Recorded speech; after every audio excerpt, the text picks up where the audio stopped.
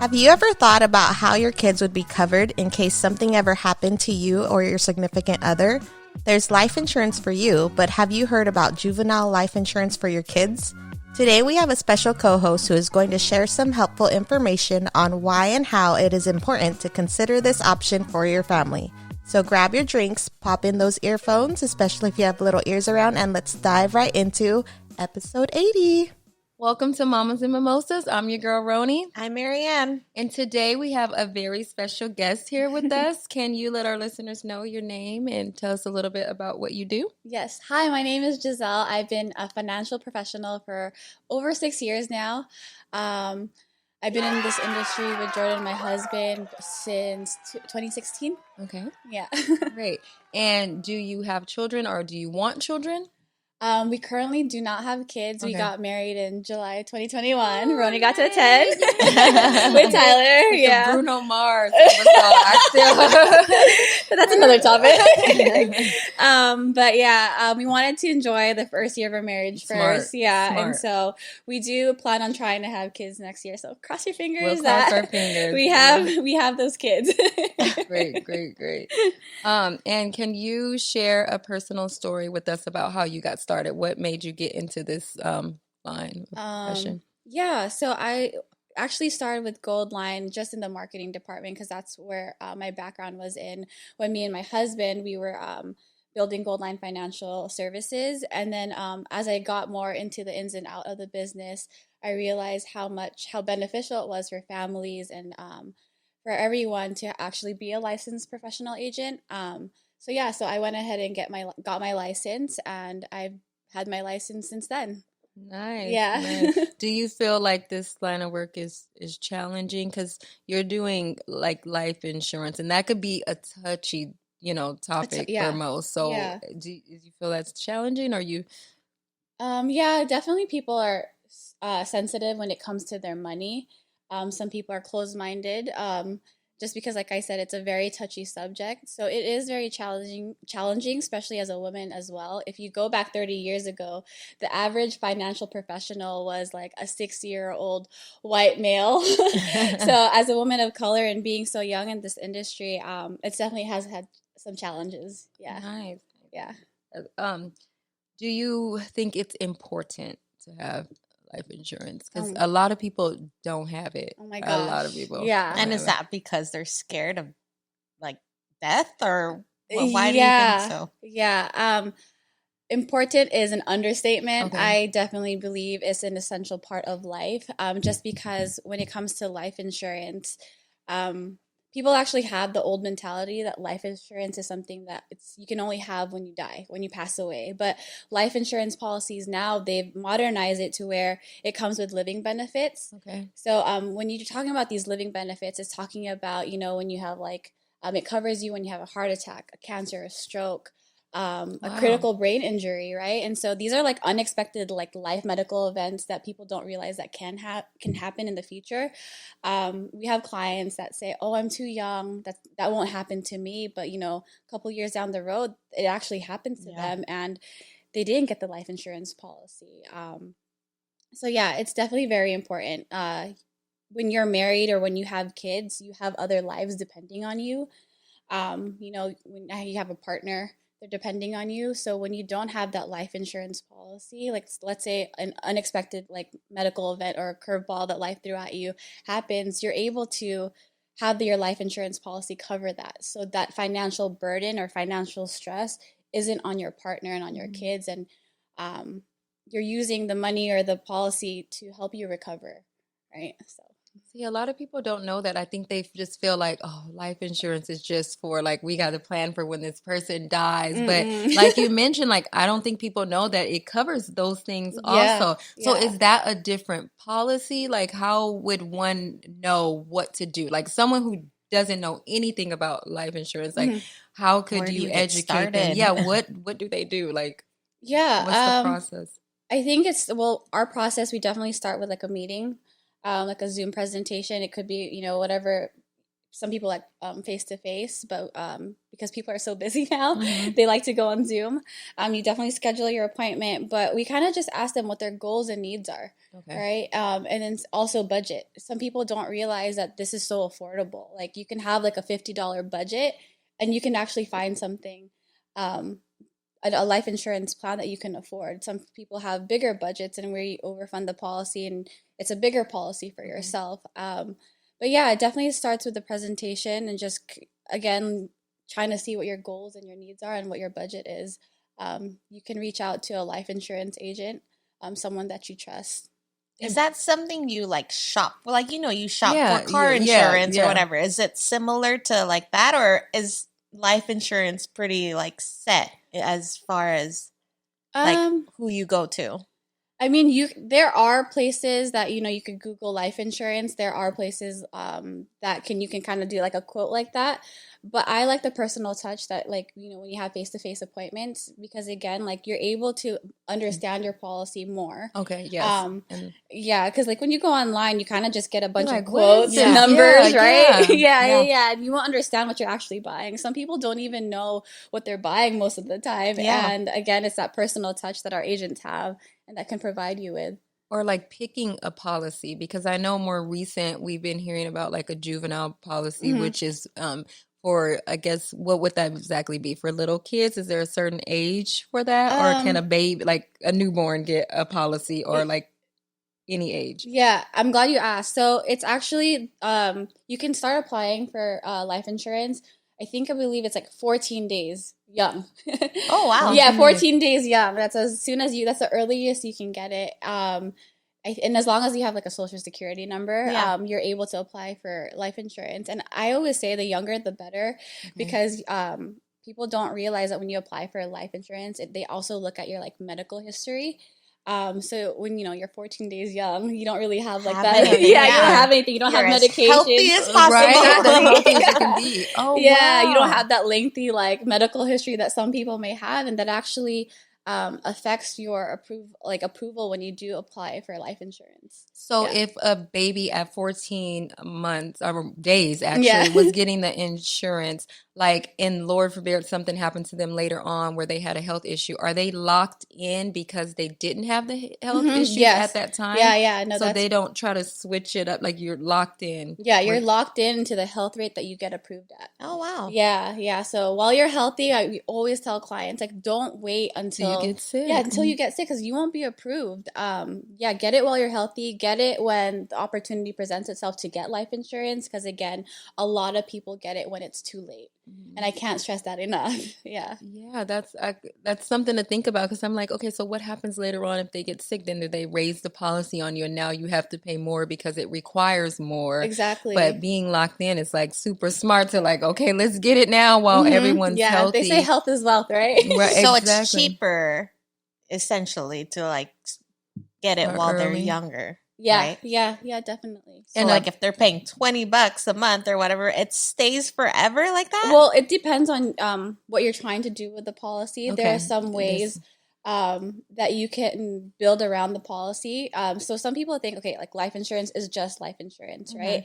But what people don't realize, when you buy life insurance for your kids, it can actually be used kind of something like similar to a 529 plan, but even better than a 529 plan. So 529, So let me go ahead and explain. Yeah, so a 529 plan, basically it's something that you fund as a parent, right? You get it from the bank, and it can only be used just for college.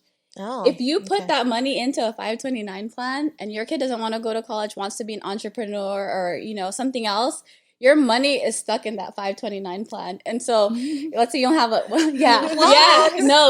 lot of people don't know that. So let's say you put maybe $30,000 away into your 529 plan over the years, right? Oh my God. Your child decides, I don't want to go to college. Not going.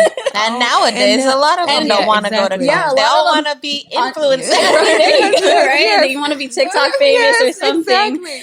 You're going to have to, as a parent, you're going to have to be forced to go back to school to get your master's or something just to use that money. Yeah, use that 529 plan.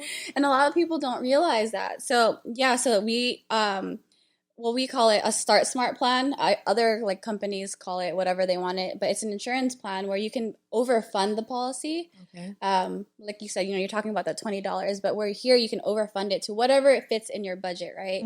And that money, like I said, kind of acts like a 529, but better. So that money doesn't just have to be used for college. It can be used to fund their business in the future. It can be for a down payment for a home, which a lot of millennials have a hard time finding the down payment for, or it could be for a new car.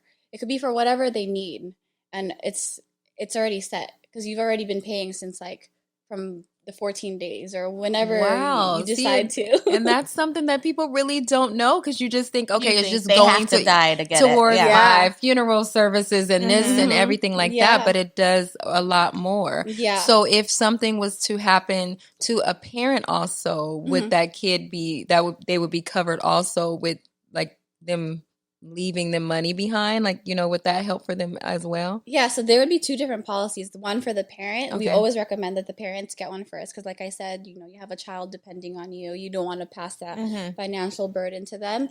And then second, it would be for the child, right? You get a separate policy for that child. So it's like two different policies. And the child would be able to use, like, was there money set aside in that child's policy for them to use if something was to happen to their parent, or that is the parent's life insurance? Yeah, that's the parent's life insurance policy. So, yeah, if something were to happen to the parent and the parent has a life insurance policy, then that parent can use it for, you know, their medical bills, to pay for the roof over their heads, the food on their table. And then that's just their policy. And then for the kids, it's still set aside. Yeah. Awesome. Yeah. What's the youngest policy that you've done? Have you done 14-day-old policy? No, I actually haven't done a 14-day-old, but we've done as young as I believe like 4 years old. But still, it's still a good time to start. You know, it's never too young or too old as long as you know what your goals and needs are. But like I said, it depends. Health as well. So if you have a medical history, it might be a little harder to get it to approve. Why do you think so many people ignore the fact that we need life insurance? Because it's so many people do not have it. And you see people having car washes and raising money and like we need to normalize like getting life insurance. Why do you think it's not? Yeah, I think one, like that misconception of like what life insurance used to be. Like you guys all thought before I came here, you know, life insurance is something you just have to get when you die, right? Also, number two is they're not educated enough. A lot of people are not educated in finance, you know. When you went to school, none of us were taught like finance 101. Like no one was talking about life skills. Yeah, they don't tell you. No, seriously, they don't teach us like the basic foundations of like finance. Like I remember when I first got my job right out of high school, I was so excited to get like my first paycheck, and then I saw it and I was like, well, what are all these deductibles? I came home with half my paycheck. But yeah, people I don't think are educated enough, you know. Again, like they don't teach us the finance 101. And so when you go out there, you kind of just looked into, you know, like self-help books or like you see it on like Instagram or like TikTok. And sometimes these people aren't actually licensed to talk about finance, and they could be misleading you in the wrong direction. And you don't want that. Yeah. So yeah, definitely miseducation is a big important reason why like people don't want to get life insurance. And too, it seems like it would be kind of difficult as a parent to like have that discussion and be like, okay, we're going to get the child life insurance. Because it's almost like you feel like, should I like put that juju on something possibly happening and not like looking at the fact that it's setting them up for something later? I think that's like probably a difficult subject in general to do so. Yeah, it definitely is a sensitive subject. But like you said, you're setting them up for the future and you don't want them to not have that protection. I believe that like life insurance is again like very important to any type of financial plan or like family planning even. It's just so important to have that subject and to have that tough conversation. So like later down the future, you won't say like, okay, I didn't get to have that conversation with my family or with my spouse or partner, and now we're here and we have this financial stress on us. So when you as a parent get the life insurance for your child, are you the only one until they're like a certain age that can access that account or that money policy. or like say, I don't know, my 7-year-old, if we have life insurance for him and God forbid something happened to my husband and I, like, is he able to access his stuff or he needs like a legal like guardian? I think at the age of 18 is when you're able to access your policy yourself for the kids. But if you're like, let's say you're the owner and you're the payer, you still have access. Well, like you said, you're going to pass away. But she has coverage because, like, obviously you said it makes sense for the parents to get the life insurance. So he would be taken care of. Yeah, he would be taken care of. So policy. he would be able to pay for that. Yeah. Okay. And does she have like a guardian? Like it would be whoever she leaves in charge on the policy? So when you sign up for like life insurance, you can list like beneficiaries. Oh, gotcha. Yeah. For, let's say, knock on wood, something were to happen, you can have your list of beneficiary on there. Oh, yeah. And that would be the person to help her. And you could list it as much as you want. So you could like divide it 25% or Because then they go to college at 17. Their guardian has to access the money, then not the kid. Yeah. Yeah, I guess that's how it would work. Right? Mm-hmm. And what would be, could you give us like 3 tips, like if we want to possibly look into life insurance, that's something it's good to look at, to do, like make sure that the policy has this X amount of this, or is there like special tips when shopping for the policy? Definitely look into the living benefits. Not all policies are created equal. So like make sure you have all living benefits on there. Like I said, like, you know, where it covers your heart attack, stroke, traumatic brain injury, cancer. Yeah, which is unfortunately, there's a statistic that 1 in 2 men actually get diagnosed with cancer, and 1 in 3 women get diagnosed with cancer. I believe it. Yeah, and it's just that unfortunate statistic. But you got to make sure the life insurance policy that you do covers that. Yeah, that's crazy. Like you would know that. So, like, can you choose? Say, you know, your family has a high risk of whatever, breast cancer. So can you choose, say, like in your policy, how much goes towards that, like versus how much goes towards like hospital bills versus like how much goes towards like breast cancer treatment? Yeah. Or is it no? like you actually just get like a check. Oh. So like, for example, okay, you just get a check and you can use it for your medical bills, whatever you actually want. Oh, it's not like designated areas like college. No, it's not. It's not. Like you get this check. So I have a personal story. So my mom, 4 months into meeting Jordan, my husband, she bought a policy for herself. And, you know, flash forward 4 months later, she was going to the Philippines because my grandma passed away and she needed to attend the funeral in the Philippines. She was already at LAX airport. She was giving the flight attendant her boarding pass. And my mom has been in the medical field for over 30 years. So when her boarding pass fell out of her hand and she went to go reach for it and she couldn't feel her fingers and couldn't reach for it, she knew that she was having a stroke. Right. So they rushed her to the emergency room. And that's when, you know, they diagnosed that she was having a full blown stroke. She was there for 3 months into recovery. She couldn't walk on her own.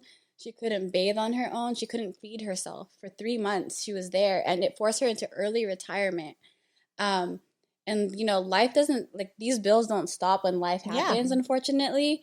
But because she had this policy and we made a claim, they were able to give her like a $30,000 check.